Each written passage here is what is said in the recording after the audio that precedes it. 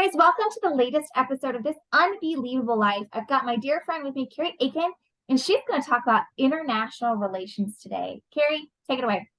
Okay. Thanks a lot, Nikki, and thanks again for having me back on.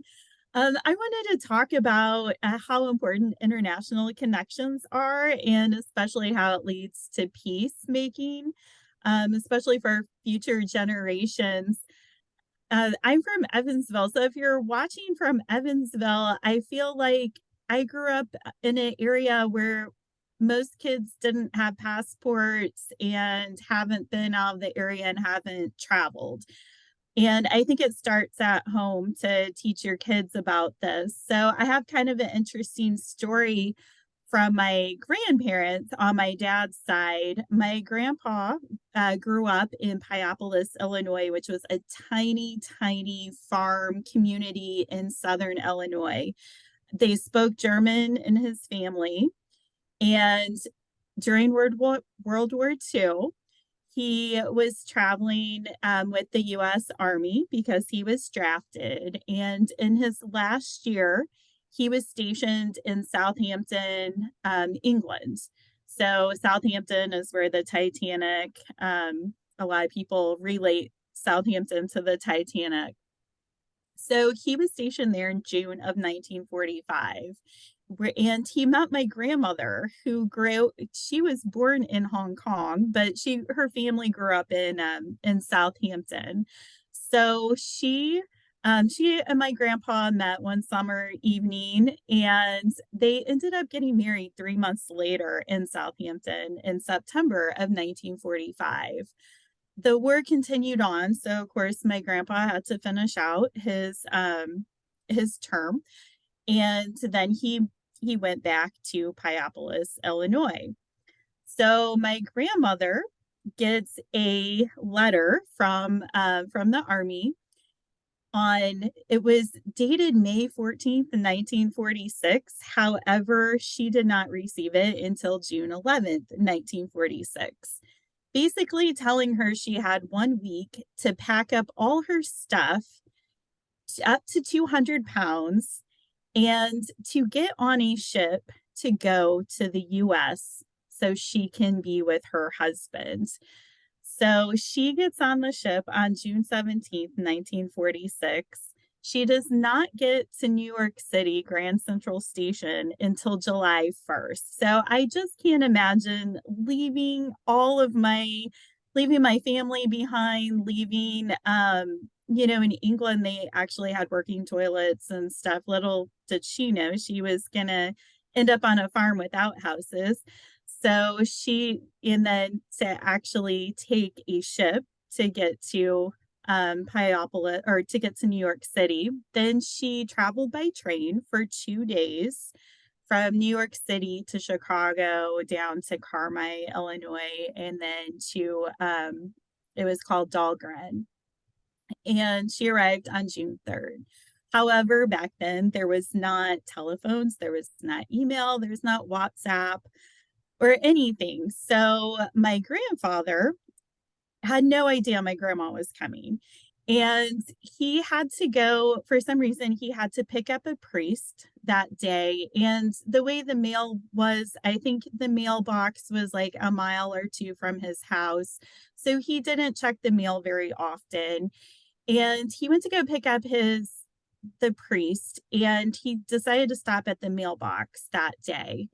And there's a telegram stating that my grandma is going to be at the train station that day within like an hour or two. And if you can imagine the surprise. So the priest tells my grandpa, "Oh, go get your wife, go pick her up and everything." So he picks her up. And we've asked my grandma in the past what would happen if my grandpa did not get that letter. And she said, "I guess I would have gone back to England." And this wasn't something that would happen. I mean, this is something that did happen frequently, because what we were told is there were several soldiers who were already married or had wives over here, or they got remarried again, even though they had war brides across the country. So just to have that little incident, I just thought that was amazing because had my grandmother left, my dad and his brothers and sisters would not be here. I would not be here. My kids would not be here. It's just really crazy to think about that. And then 16 years later, my grandma had the opportunity to take her 5 children to England for 4 months during the summertime. So my grandpa worked at Me Johnson here in the lab, and he could not take off all that time. So he drove my grandma and the 5 kids all the way to New York City so they could get on a plane to go visit my grandma's family in England. And those kinds of stories to me were always so fascinating to me when I was growing up. And also the fact that my grandpa spoke German.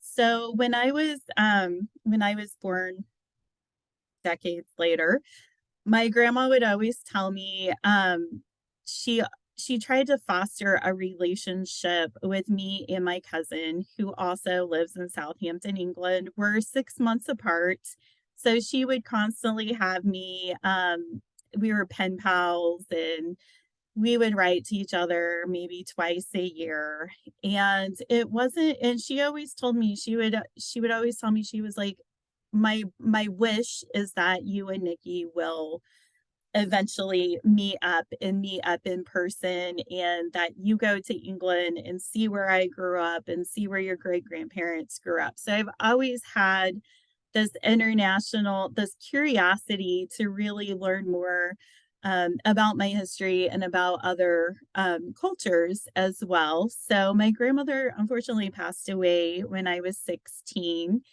and a year later, my cousin Nikki flew with her sister and brother and her parents over to the US for the very first time. And that was such a great experience to see her. I then flew to Germany with my German class the following year, and I started taking German in 6th grade all the way through college, just because I was so fascinated with that. And then also, when my kids were born, I wanted to really I got them passports. So I got them passports when they were born, and I always made sure to take that. I wanted them to see that there's other cultures, there's other places in this great big world, and if they choose to stay here, it's their choice. So we went on Disney cruises. I took them to the Dominican Republic, different places like that. So, um, anyway, I had a life-changing event because I kept thinking in the back of my mind, I'm like, I need to go to England. That's what my grandma kept telling me. I need to go to England. So in June 2012, right after my first marathon that I had ran, my cousin reached out to me and said, "Hey, Pearl Jam's playing at the Isle of Wight Music Festival here off of Southampton. We can just take a ferry there, and you should come visit." Pearl Jam's my ultimate favorite band, so I took that as a sign, and I flew out there. I had not seen her since I was 16, and at this time I was 33. So I was a little nervous. I flew by myself, and I got to Heathrow Airport in London, and I was like, gosh, what am I doing? I haven't seen my cousin in 20 years or whatever. Am I gonna know what she looks like? Stuff like that. We had the best month ever when I was there. We had so much similarities, so much in common, even though we were, a whole, what do they call it? A whole pond apart or whatever. So anyway, it was time for me to return back to Evansville, and I had joined YPA, and we were looking at the Ford Center. So the Ford Center had just been built here, and I met this woman she just kind of glowed. She had this glow to me, and she handed me her business card and she said, "Hey, you should join Rotaract next. We meet Thursday for lunch." And I just took that chance to meet her, or to go to this Rotaract luncheon. And I was used to YPA. YPA is very network heavy, and I was looking for something just to inspire me a little bit more, to give back, to do some service. So I went to Rotaract and I was just blown away. Everybody had this service heart, but they also had this drive for international culture. And I found out that Rotaract was part of this global network. Um, Rotaract is a Rotary club that's for young professionals that are 35 and younger. So I joined that. And while I was a board member, I was the Rotary liaison. So I sat on the Rotary board with Evansville Rotary. I ended up getting an email from the board, and it said, "We have this global project. We have a ribbon cutting. It's in Tizimin, Mexico. And we donated all these computers for this computer lab for these kids that live in this village. And I need two people to go. And it could be last minute, it's within a week." So I volunteered and I said, listen, I said, "I know I'm not an official board member or I'm not an official Rotarian because I'm in Rotaract, but I do have a valid passport and I have vacation days to use and I can use them, as soon as possible. So if nobody else wants to go, please let me know." The ironic thing is a week before I got that email, my dad and I were driving up to Indianapolis because I would take my son. My son's dad lived in Columbus, Ohio, and that was our drop off point. And I was telling my dad, I was like, "I feel like I'm supposed to be in a different country right now." And he looked at me and he said, "You have two kids. There's no way you can just up and leave the country." And I was like, "No, not permanently. I just feel like I'm supposed to be somewhere else right now. Not permanently, just for a short amount of time." So after I sent that email, 2 weeks later, I get an email back from Pepper, uh, who was the Rotary president, and she said, "Hey, book your ticket for Monday. We're leaving. I'm choosing to take you with me to this ribbon cutting." And I was so ecstatic about it. So I booked my ticket with her, and it was a tremendous adventure. It's not like you're on vacation and you're going to Cancun. You're going into these villages, so you're actually seeing what is really going on. And that's what I enjoyed about England as well. I was with my family, so I was living at their places. I was eating what they were cooking. It's a whole different thing to be in a different country and be able to get immersed in their culture. One thing that I found out that was the hardest thing for me is I don't speak Spanish. Pepper does not speak Spanish either, so the communication was very difficult for us. What I was told eventually was that smiles go a long way and expressions go a long way as well if you don't speak the same language. So it was only 4 days, but it seemed like it was a week. It was just so, or I mean, it seemed like it was more like 2 or 3 weeks. We did so much stuff. We had the ribbon cutting. We toured some of their colleges. We had meetings with their government officials. We toured some of their schools to see what their needs were for the future so we can help them out. This year, as president, I wanted to bring back this global partnership with them. So we just finished a Chromebook project where we donated 600 Chromebooks that they're actually hitting Tisman today, and then they have to go through customs, and these kids will have Chromebooks. And I'm talking about these kids live in their little huts with their huts with it's not like normal buildings that we would have with all the air conditioning and stuff like that. So it's really exciting to see these different cultures. So then a little bit later, this was after I transitioned to Rotary to be a full Rotarian instead of a Rotaract.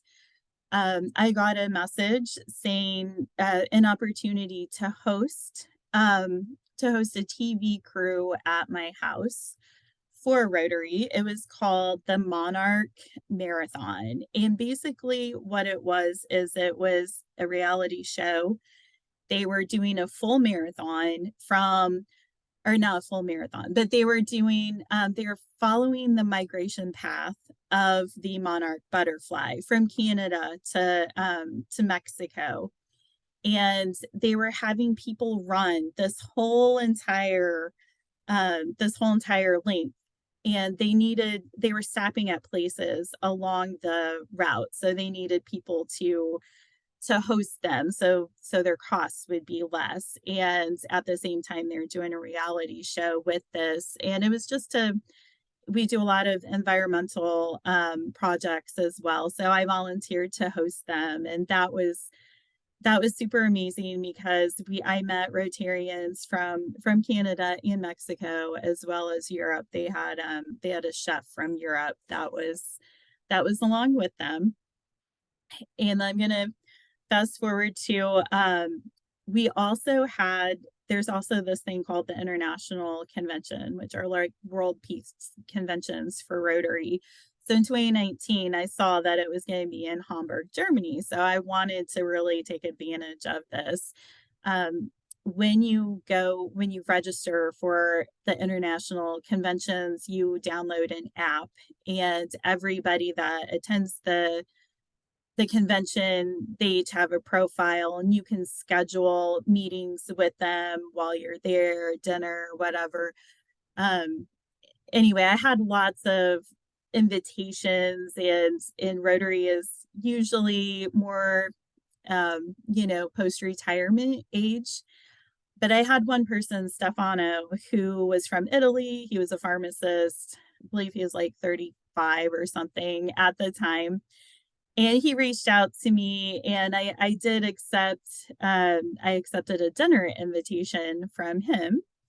So I was only supposed to go to Germany, but my flight was canceled out of Charlotte. They weren't going to be able to get me there for 3 days. So I told them to fly me anywhere in Europe and I'd get there. So they flew me to Ireland the next day and then to London. So the good thing about that is I got to visit my family for a couple of days, and then I made it through 8 different countries, and then to by myself, and to I ended up in Hamburg. I um I stayed with my district governors, which was really a great learning experience for me. A district governor in Rotary is like the head person ahead of 35 clubs in a specific state or area. So then she was awesome. She taught me so much about Rotary, and I was glad to have her help me show me the ropes, because I was not prepared to be in an environment with 25,000 people from over 200 countries and all the different languages. It was very overwhelming. I did finally meet Stefano a couple a day or two in to the convention, and that has been a life-changing connection for me, because this was in 2019 and then COVID happened. So we had to go to all e meetings, and he ended up inviting me to be to attend his meetings in Italy. He he had me on panels. He just included me in a lot of the European district meetings, stuff like that. So then this past year, we went to Houston. Houston was our international convention. And I was kind of bummed because I'm like, oh, I'm going to be in the US. I'm not going to have as many European connections. And Stefana was like, hey, I'm going to come to Houston. Can you help me? Can you help me with US culture, stuff like that? I believe that was the first time he had been in the US. I said, sure. So I did things like got him a SIM card before he came down. Um, so while we were there, he was like, oh, my friends, Lena, Miko, and Thor, they're all coming in and want to have dinner and they want to meet you. They were from Sweden, Finland, and Norway. And I said, okay. And so I met them. I met several people from Ukraine, several Rotarians from other parts of Europe, and we just hit it off so well. So fast forward a couple of months later, Lena was from Sweden, so she has kept in contact with me, and she was like, I think you would be awesome in this is called the International Cocktail Group for Rotary. So I decided to join that, and there's 44 Rotarians in there.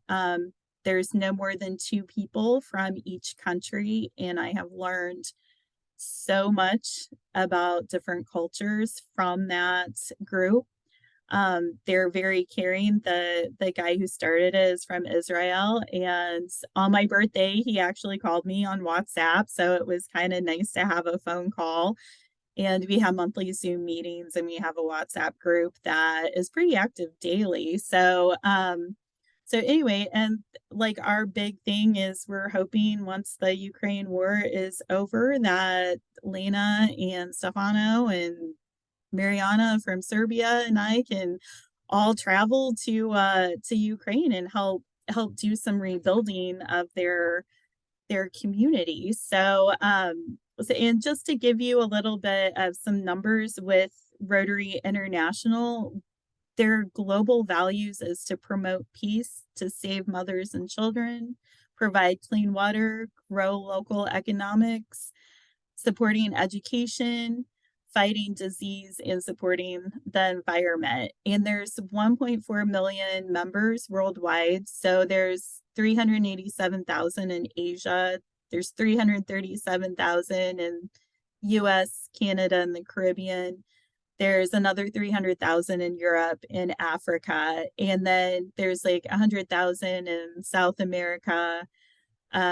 Great Britain and Ireland have their own area, which is about 50,000. And then there's 34,000 in Australia, New Zealand, and the Pacific Islands. So this coming summer, the international convention is in Australia, and I'm bringing my youngest son with me. So anyway, so we're really excited about doing that. So I wanted to put a plug in for Rotary, and then so also when you're talking to your kids and talking to them about the world, it's so important to get them to explore and to be curious about other cultures and really because when you meet somebody from a different culture and you form this friendship. For example, we have an international mentoring program. We're partnered with USI with it. My first semester I had a German student, and that was kind of normal for me. The next semester, they gave me a Pakistani student, and I was a little worried. And she taught me so much. We talk weekly on social media now that she's back in Pakistan. The third semester, I had another Pakistani student who was amazing and introduced me to other international students. And then this semester, I have a Russian student. So it's just, it's great because you have sometimes the media can be like, these people are evil, these people are awful. But when you actually meet them and you put a face to them and they're friendly to you and you form this connection and this bond, I feel like you think differently and there's that that stereotype goes away. So anyway, so I just wanted to kind of tell my story about how I got so internationally and globally involved. Um, I love our community. I love Evansville, but I also love Europe and I love, we're all people. We all live on this planet together. So anyway, Well, I absolutely love all of that. As you and I both know, I love to internationally travel, and I just think that the world is such a big place, and we just have to love and respect each other across the world. And that takes getting to know each other. So thank you so much for sharing your story and your unbelievable life, Kari. If anybody has any questions about these experiences or getting involved or doing something similar, they can feel free to message me through the podcast or they can message Kari directly. But yeah, I'm sure she'd be more than happy to answer any questions you guys might have. So, Kari, thank you again. And thank you everyone for listening. Have a great rest of the day. thank you, Nikki.